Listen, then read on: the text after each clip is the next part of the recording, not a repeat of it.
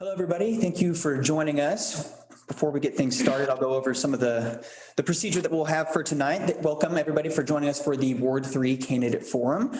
We will be going over a list of questions that we have from the community and that we've been using for all the other forums. So if you've been watching those, you will probably recognize a lot of these questions. If you would like to try and get your question asked at the forum, feel free to pose it in the chat. My coworker Zane will be my man in the sky, making sure that we can keep an eye on everything in there. Please keep it cordial. Candidates are free to interact on the chat at your own discretion, but we do ask that anybody that wants to have a question phrased in there, that they phrase it in a way that each candidate can answer it equally, so no pointed questions. And so each candidate will have the 3 minutes to respond to that. We will have a list of about 10 questions that we're going to try and get through from the community that we've already got. If we can get through those, we'll start going on the community questions. Starting here at 4 o'clock, we will allow our candidates to make their opening statements. We will then go to the questions, and at about 4:50, we'll conclude and allow the candidates to make their closing statements. All righty, I think we'll go ahead and allow ourselves to get started here. Again, I will be keeping time. Mr. Tonnessen, if you want to go ahead and give us your opening statement, I will keep time and I will let you know when you have 30 seconds left on your response. Yeah, my name is Peter Tonnessen. I'm running for city council because I love the people in this area and I love the people in this city. And I love them so much that when I thought I'd be here for 2 years, I decided to stay and leave the Rocky Mountains behind me. And I've been following the government now for over 5 years, and I think the citizens of this city deserve an honest government, which they're not getting, and a functional government, which they're not getting. And that's why I'm running. I believe that in America, we should decide issues at all levels of government by democracy. And this city consciously disenfranchises its voters through the abuse of special elections, which is also done in the other cities in Arkansas, or at least in Northwest Arkansas. So I think that's wrong, and I would change that. I think major decisions about finance and social policy should be decided by a majority of the voters on clearly worded issues at general elections, not by special elections that are held when people are distracted by summer vacation or tax week. I just think that's a cheap trick and I deeply resent it. In terms of immediate priorities, we need to build the police headquarters the way it was designed. The city hired an architect firm in Dallas, Texas. They are experts. And the city hired Mike Reynolds as its chief, and he is an expert. And they came up with a design that looks perfectly fine and should have been agreed to months ago. But it got sent into the Transportation Committee where it's suffered a torturous route. It's finally emerging, maybe. But if you saw the meeting on Tuesday night, 3 nights ago, then you understand that the problems in this city are deep. And I mean, this is something that just simply rezoning the land became a federal case. So the city needs to build the police headquarters as designed by the experts now. They're wasting between $3,000 and $5,000 a day by not doing what they need to do like adults, and instead wallowing around in emotion and silliness. And so that needs to be done. My next priority, again, would be democracy. I also believe that all budgets need to be balanced. The city passed a deficit budget for this year, knowing before it knew about 30 seconds remaining. Before it knew about COVID, and now it's not addressing that issue. So those are my 3 top priorities. And finally, I'm opposed to this form-based code, urban zoning, that is going to attack and devalue single-family homes. Thank you, sir. Councilmember Bunch, you will now get the opportunity to give your opening statement. Yes. Again, I will be timing and I will let you know when you have 30 seconds left. Okay, thank you very much. I'd like to take just a moment to thank the Chamber of Commerce for hosting these forums, and in particular you, Taylor, for navigating everything and trying to get everybody on track with the meetings and stuff. I really do appreciate that. I think it's a good opportunity for citizens to learn a little bit about the candidates and what their platforms are. But my name is Sarah Bunch. I'm running for re-election for City Council, Ward 3, Position 2. And I have lived in Fayetteville a large part of my life. I'm from this area, have a long history. My family has very deep roots in this area. So I've been, aware of what's going on in Fayetteville for quite a while. I graduated from the University of Arkansas. I have a background in business and banking. And I've been a real estate agent for almost 20 years now. So it's been quite a while. So I served 2 terms on the Planning Commission in Fayetteville, and I was chair of the Planning Commission for 1 term. While I've been on City Council, I've been on several different committees that are very important to the management of the city, in particular, the Water and Sewer Committee, the Transportation Committee, and one of the other committees was Equipment Committee. One of my goals when I first ran for City Council, and is continued to this day, is to try and allow all the citizens of Ward 3 a voice and a platform. I try to be very accessible to people, answer questions, answer phone calls, emails.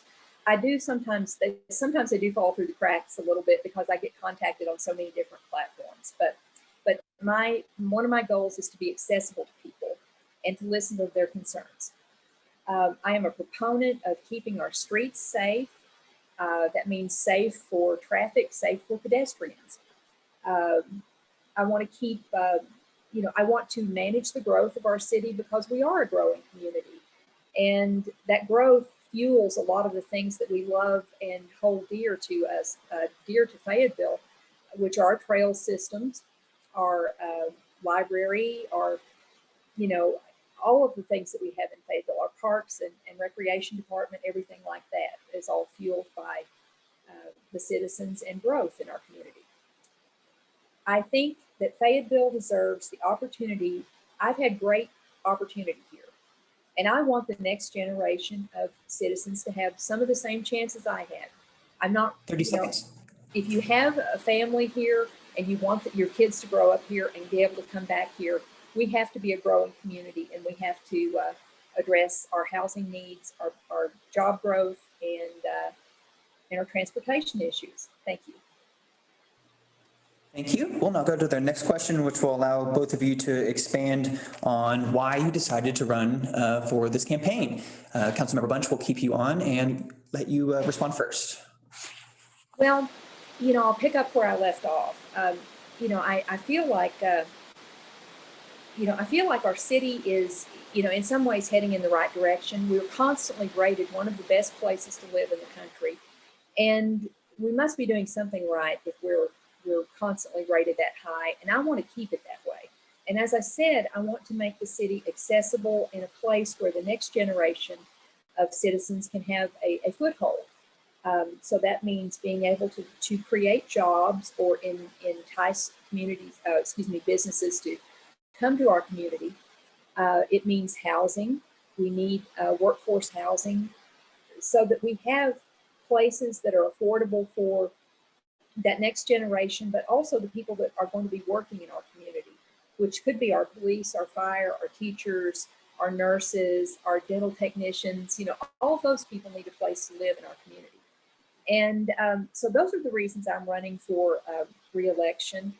I feel like there's so many things to learn about our community and our city when you get into public office.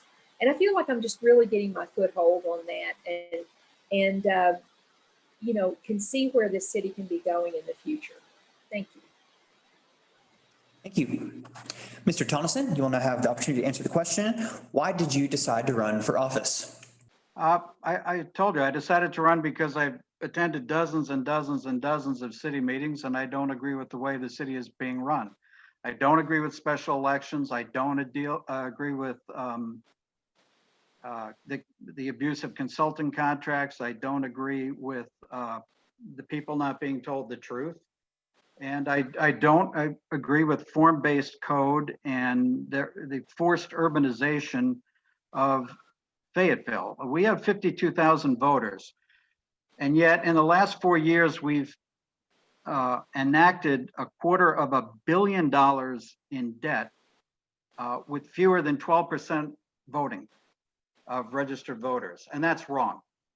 These issues should be presented openly and fairly to all the people. I disagree with turning Fayette Chill, which I like, into artsy fartsyville. I disagree with the extravagant amounts of money between $65 million and $115 million that could be spent on arts. In cities, if you know anything about history, cities become rich first, and then they spend on art.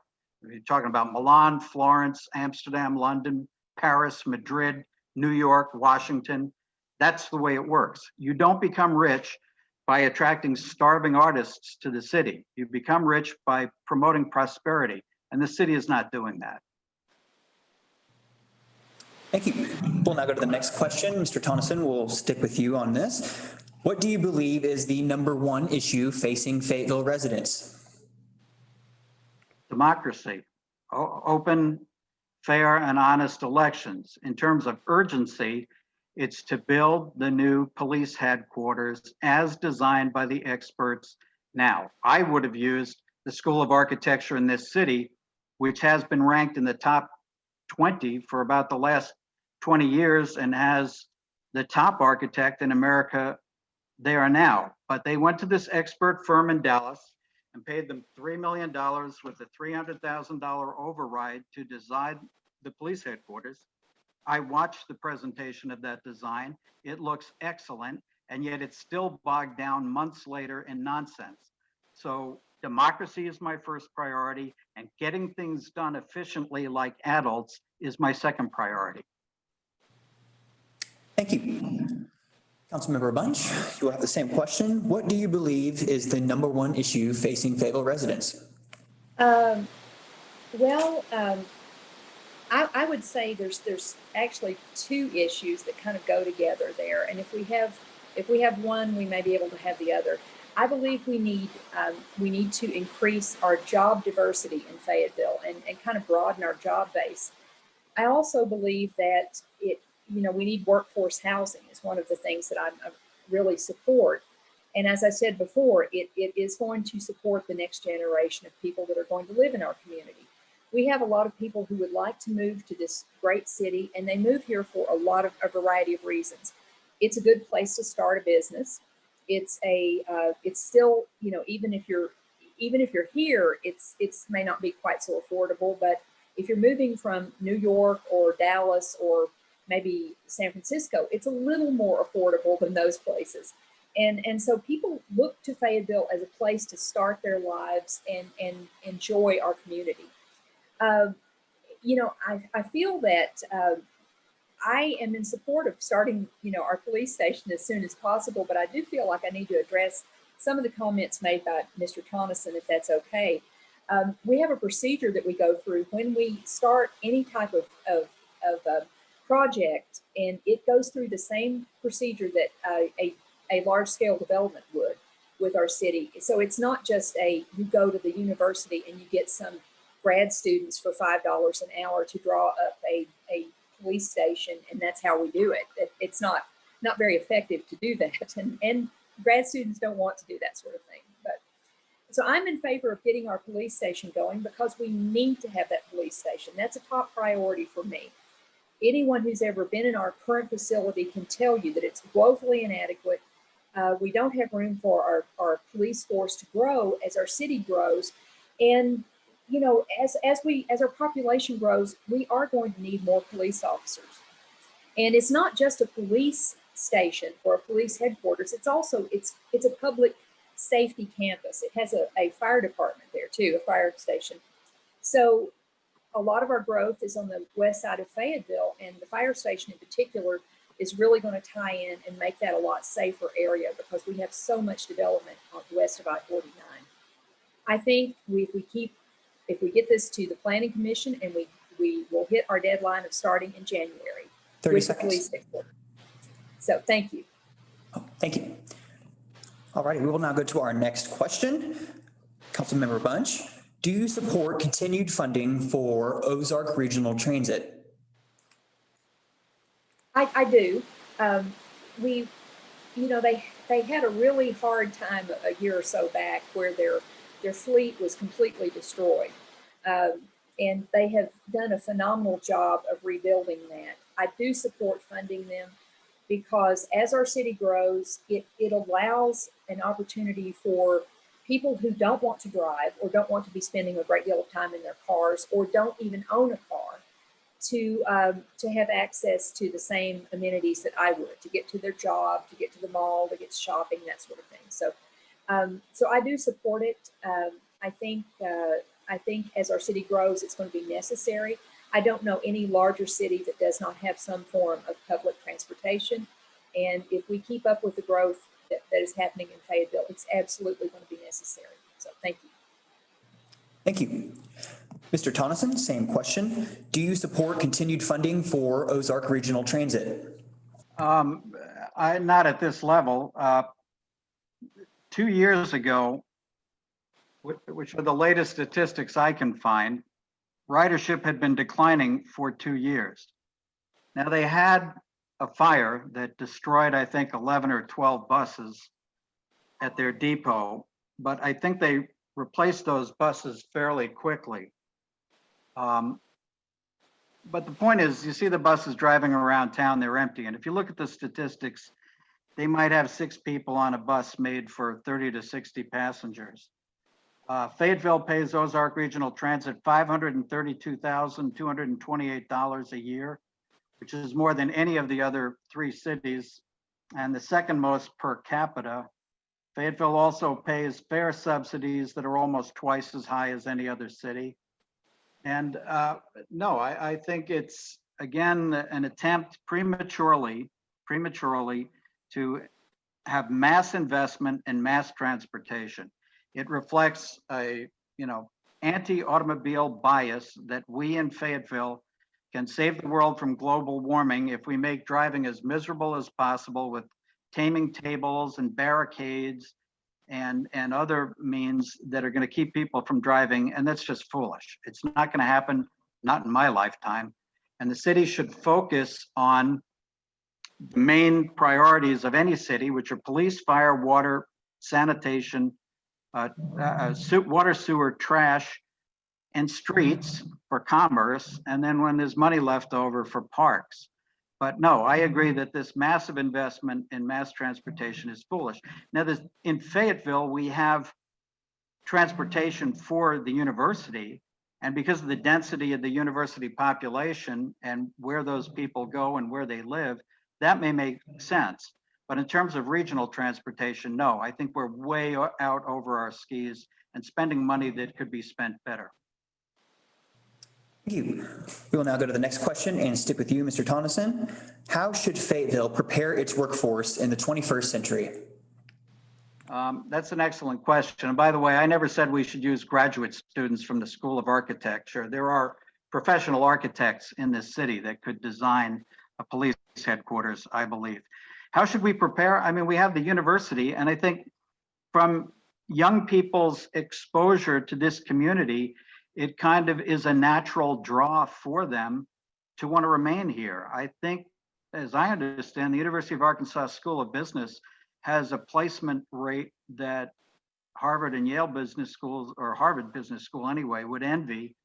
And that's because we have the 12th largest economy in the world, Walmart. We have J.B. Hunt Trucking. And I just went blank on another source. But no, I think the city is naturally providing an impetus for future growth. I think the governor's emphasis on computer education basically at all levels of education is excellent. And I think focusing on the basics of reading, writing, arithmetic, critical thinking will prepare this generation for the challenges to come. Thank you. Councilmember Bunch, same question. How should Fayetteville prepare its workforce in the 21st century?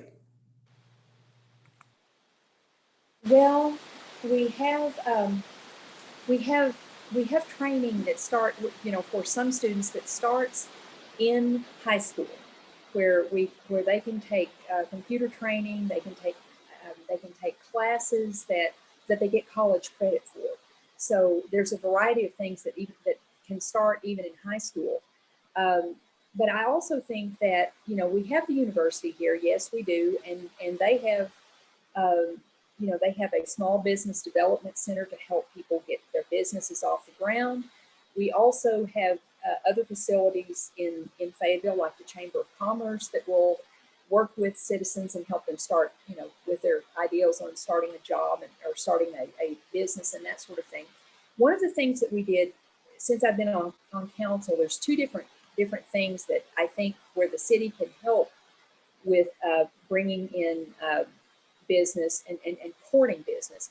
We hired, right about the time I got on council, we hired a guy named Devin Howland, who is our director of economic vitality. And he plays a very vital role in bringing business and other things to our city that can help people with their, one example would be, I believe it was Kimball Mechanical Systems that does heating and air and plumbing.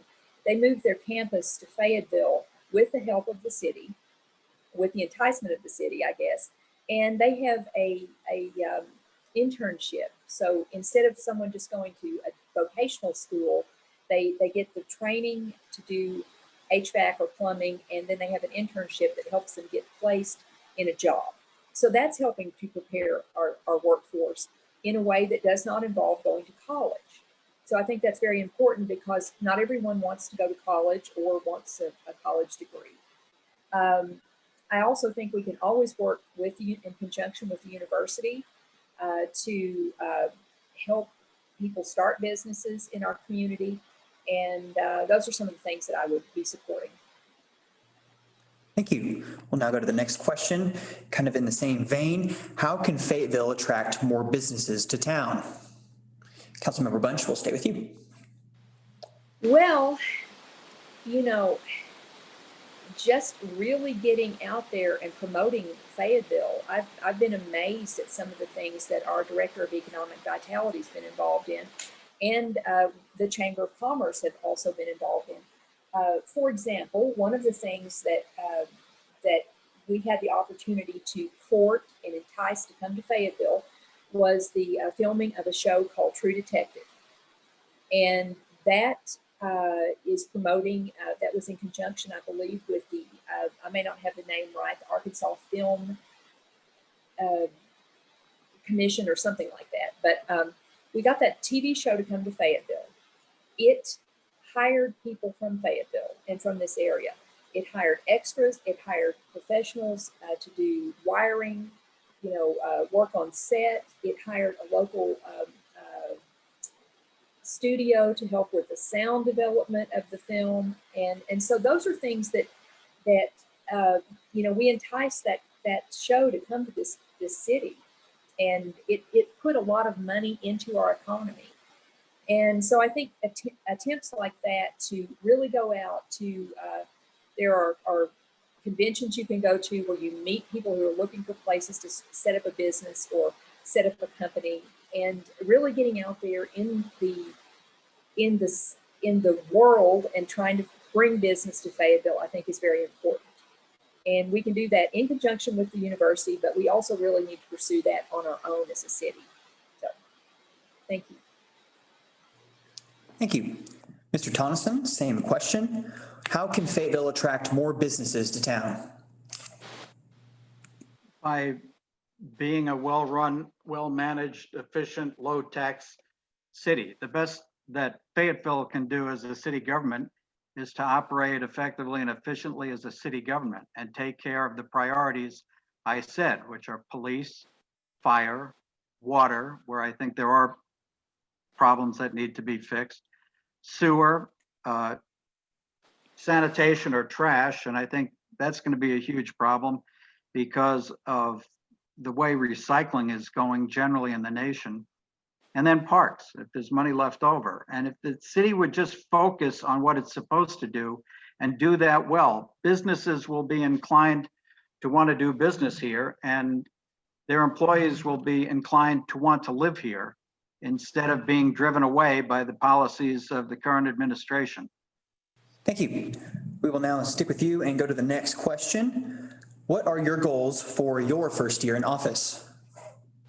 Well, my goals are not to play footsie with council members in terms of continuing the way that things are done. I want to get the message out to the majority of voters in this city in terms of what's being done to their neighborhoods through what I believe is unlawful zoning, this form-based code, urbanized zoning, and forced infill. That'll be one of my top priorities. And the other will be to straighten the city out or make waves to try to get the people to straighten the city out financially. So it will get its budget under control and its spending under control, and will be honest with the citizen taxpayers about where their money is going. Thank you. Councilmember Bunch, same question. What are your goals for your first year back in office? Well, I have several. One of my goals in my first year or my first term in council was, and it's going to be a continuing goal, is to work on connectivity throughout our city. We have we have areas of town that have a lot of traffic, and one of the biggest complaints I get, and it sounds like a simple thing, but it turns out to be, it's not quite as easy to fix as you would think. But one of the biggest complaints I get from citizens is speeding in their neighborhoods. And so if we can slow down the traffic in some of our neighborhoods and kind of shift it off into other streets, or kind of make safer streets in our neighborhoods, that's something I'm really going to pursue. Now, I've already worked on a few projects in Ward 3 that have helped with that. We put in a stoplight at the intersection of Old Missouri and Rolling Hills Drive. So that makes a safer place for kids to cross and to get to Butterfield School.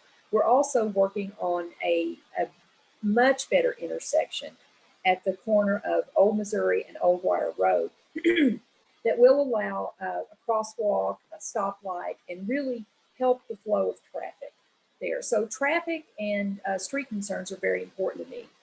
Our police and fire are also extremely important to me, that as our city grows, we keep up the pace with how we're going to have the placement of our facilities around town that will fill in the areas that are growing the most, and keep our response times low.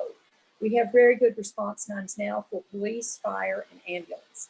So I want to keep those low and keep people safe in our community.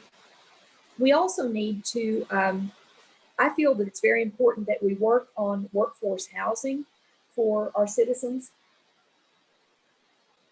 And that's going to be, as I said before, that's going to be the people that are going to be working in your community, that you don't want them to have to drive in from Prairie Grove or Elkins. You want them to be in your community already. So those are things that are super important to me: traffic, safety, and housing. Thank you. Thank you. And we will stick with you for this next question. What kind of projects should the city be undertaking? For just projects in general. I'm sorry, Taylor, but I lost your sound. Sorry. There. Yeah, this question's in the context of the budget. So the kind of projects that the city should be focusing its capital funds on. Well, right now, since our sales tax are down, I'm really in favor of trying as much as possible to, I mean, we're going to have to, I think we're going to have to tighten our belts for the next year or so. You know, our chief financial officer at the city is, you know, says that everything indicates that it's going to be a little tight well into 2021. So I think the projects we need to work on are going to be involving working on streets, working on trying to promote business to come to the area. I think that's a real important project, because if we can get business to come here and people have jobs here, then they can have the way to afford a home in our area.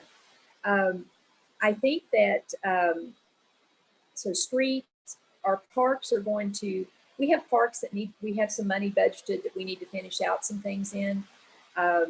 You know, Kessler Mountain, there are some ball fields that need to be finished. things like that. But I think we're going to need to work on our traffic in the city and maybe encouraging business to come here. Thank you. Mr. Tonnessen, same question. In the context of the upcoming budget being set, what kind of projects should the city be undertaking? Well, I mean, look at the few voters who did vote in the 2019 10 bond issues kind of tell you, if you look at where their priorities were, and that's just a small sampling of what should have been gotten. But clearly, we should build the police station. I mean, the amount being built on the police station is barely more than was spent on Theater Squared, not by the city, but the total amount spent on Theater Squared, and that's insane. We have a city of about 86,000 people now, I think, and we need a top police force that's well supported and provided for, and we're not doing that. So we at least need to spend the $37 million on the police station. Then I would look at streets and water. Water in particular, I think more attention needs to be paid to water because water is the future of this city. We've got to maintain clean water to all the inhabitants. But streets, the city just took over US 71B, so it can build bike lanes and roundabouts, and now has, instead of the state having the cost for maintaining those streets, the city is now going to do it. So that's the kind of stuff we don't need to do. What we need to do is keep taxes low. We spend more really on millage on the library extension, which is a joke, instead of on everything else that goes to the general fund. So again, we need to focus on police, fire, water, sewer, sanitation, which, and again, recycling is going to be a big looming problem that no one's paying attention to, and then parks, if money's available, and stop all this arts corridor nonsense, tearing up perfectly good parking lots and spending another $10 million to replace them with a multi-level parking lot that we don't need. Thank you. We'll now go to our next question. This next question is going to have two parts to it, so I will afford you both an extra minute if you want to answer the question. Mr. Tonnessen, the question will go to you first. How can Fayetteville continue to build regional partnerships, and what would you like to collaborate on with other Northwest Arkansas cities? Well, certainly transportation would be a key issue. I've been here 9 years now since I first moved here, and the building of streets is remarkable, and so I think we need to coordinate that. There are other areas. For example, I understand that our police department has an excellent SWAT team, but they don't have an explosives team or a forced explosive entry team, and there are other areas in which, and they don't have an armored vehicle unit. That's in other towns in the region. So I think to avoid unnecessary expense and duplication, that's a smart thing to do. I think the city should coordinate so that these rarely used resources can be divvied up among the cities and shared. I don't know that fire can do the same thing because, again, you need trucks responding locally, and that may, I'm not sure that you can have the same economies there. But certainly in transportation, I think we need to cooperate, and zoning, so that there can be an orderly development along the edges of the cities. It's a changing world, and I think cities are actually absorbing one another now. So I don't know where it's going to be 30 years from now when I'm dead, but I think there needs to be close cooperation on a regional level. Thank you. Councilmember Bunch, same two questions. How can Fayetteville continue to build regional partnerships, and what would you like to collaborate on with other Northwest Arkansas cities?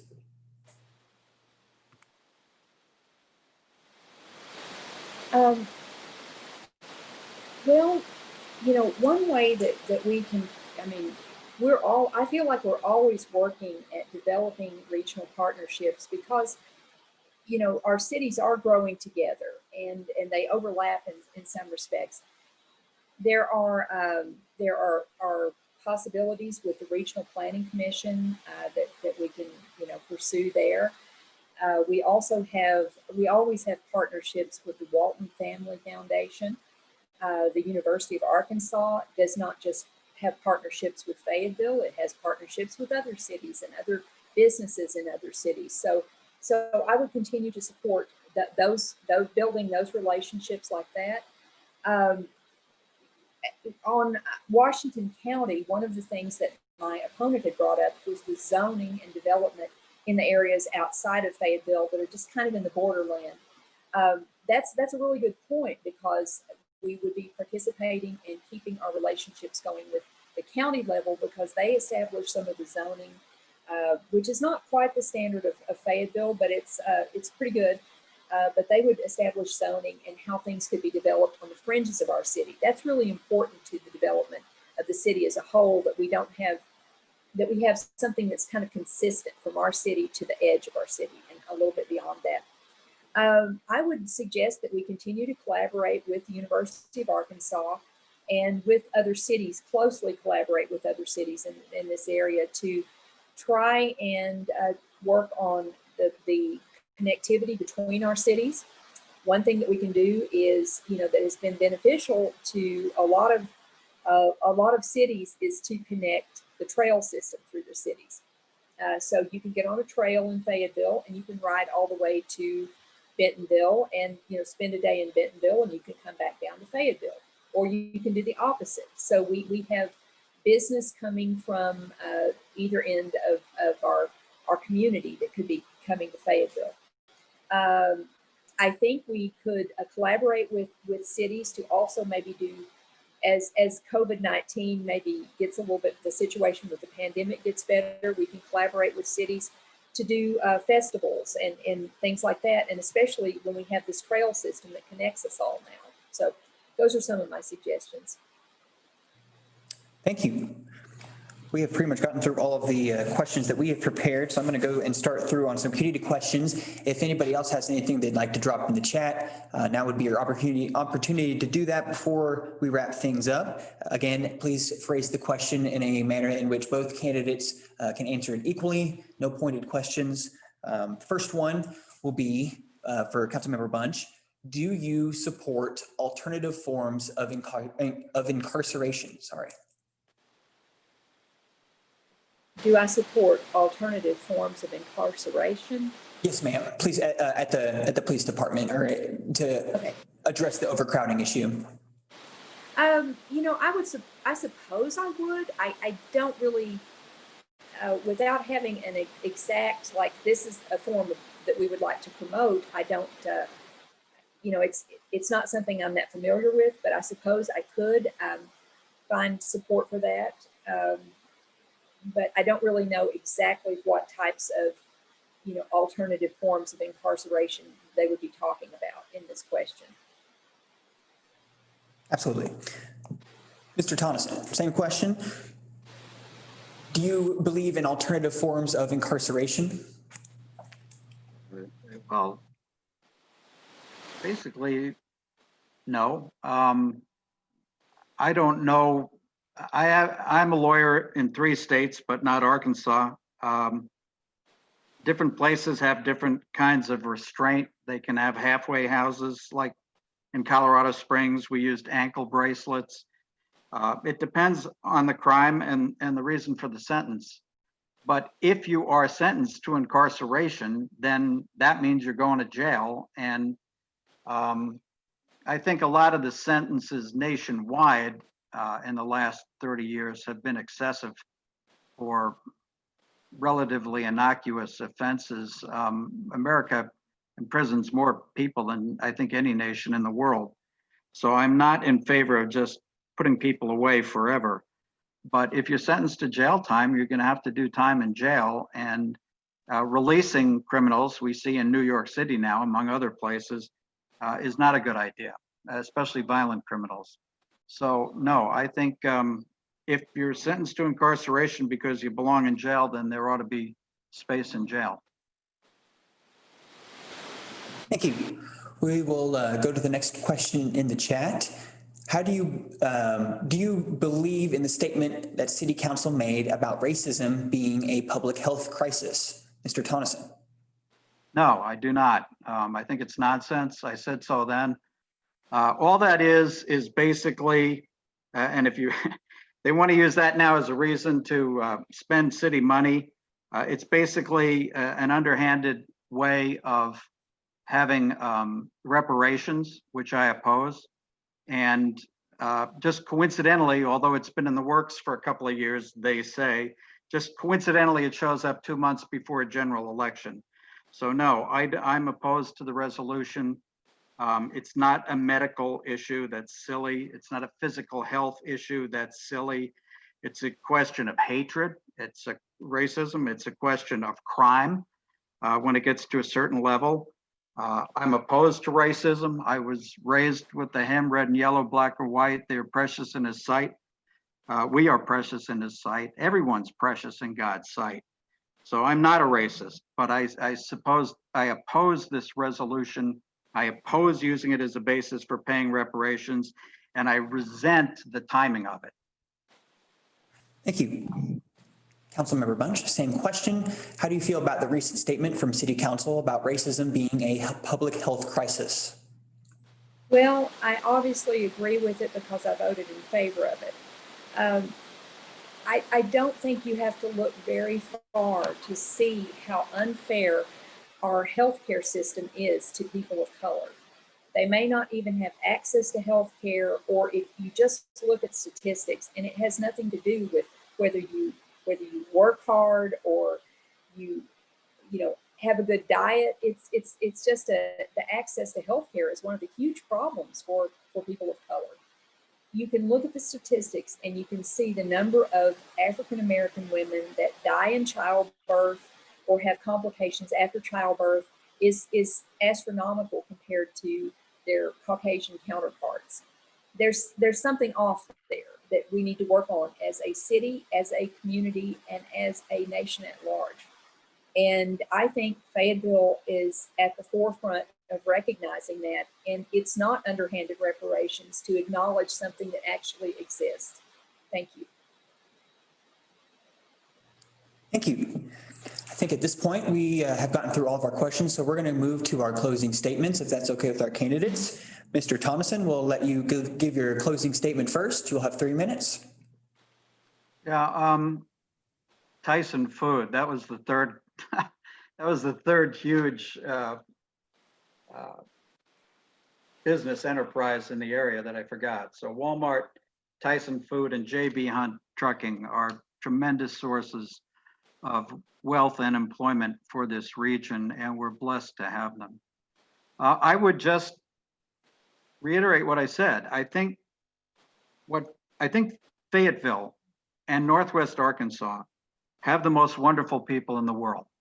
I had been based in Minneapolis for 15 years as an airline pilot, and Minnesota ranks as like #1 or #2 best state in the nation in every respect. And if you don't believe it, just ask someone from Minnesota or listen to Lake Wobegon days on National Public Radio. Then I came here and I found educated, skilled, accomplished people who were soft-spoken and humble and gentle and kind. And in my final years, I wanted to be like you. I wanted to become a better Christian, less of a New Yorker, less of a trial lawyer, more of a quiet, gentle person. I wanted to be like you. And then I found this government in City Hall in Fayetteville. And I am determined to tell the truth to all the voters and all the taxpayers in this city. Stop the nonsense, bring some adult supervision to City Hall so we can get simple tasks done, like building the police station now, the way it was designed by experts that the city picked, and Chief Reynolds, whom the city picked. We need to get these things done and then move forward. And that's another regional issue, would be water. Water is a huge regional issue, much as transportation is.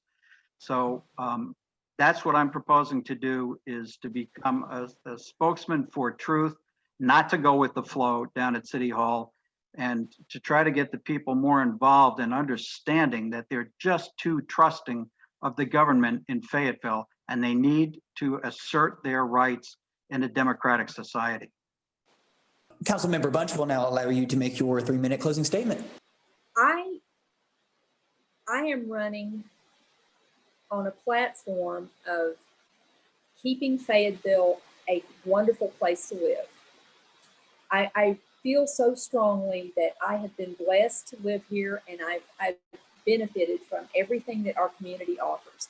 I enjoy a beautiful scenery, beautiful parks, a magnificent trail system, and I want to continue these things. I also understand that for the next generation of people coming to Fayetteville or moving back to Fayetteville or just wanting to stay here, we have to work on developing housing. We have to work on bringing jobs into our community to allow these people to continue to live here. We can't just, now that I'm here and now that Mr. Tonnessen is here, we can't just roll up the gate and close it to everyone else. We need development, we need growth in our community because it funds and fuels all of the things that we enjoy about Fayetteville. Our growth and our sales tax also help pay into our police and fire. Property taxes, a portion of that millage goes into police and fire also. If we are bringing business and development to our community, we're also adding jobs to build that business or that development, that housing development. It's a challenge though, because we are running out of room in the middle of Fayetteville. So we don't have the big portions of land that we once had. So we really have to work at balancing the growth with what can be affordable to our citizens, with what is doable for a developer, and how it affects our other infrastructure in Fayetteville, which would be our streets, our water, our sewer, things like that. So when we build subdivisions out on the edge of town, we add additional costs down the road. It may be 4 houses per acre, but it's further out. We add to our costs down the road by maintaining the streets, by running water, sewer to those distant subdivisions, and by having trash and sewer trash service out there too. So I'm in favor of development within reason, balanced development, growth of our commercial entities, and bringing business to Fayetteville, and maintaining our parks and expanding our trail system. Thank you. Thank you. And thank you again to both of you for taking time out of your busy campaigns to join us here today. I know this is a little unconventional in the current season and state of affairs that we're facing, but we hope that y'all enjoyed being able to participate in a forum in this fashion, and we hopefully will return to in-person forums sometime in the near future. For those that are joining us, thank you. I know a lot of you have been following these forums for the past couple of weeks. We will do our best to try and get this uploaded to YouTube and our social media as quickly as possible. You may have noticed that the Ward 1 was put up today. So if you wanted to go back and view the Ward 1 forum, that is now available on our social media and web pages. Again, from the Chamber of Commerce to our candidates, thank you. It is a big sacrifice running a campaign. It is a big sacrifice taking on so much for the city of Fayetteville, and we appreciate it. We hope to see all of you at our next forum next week for Ward 4.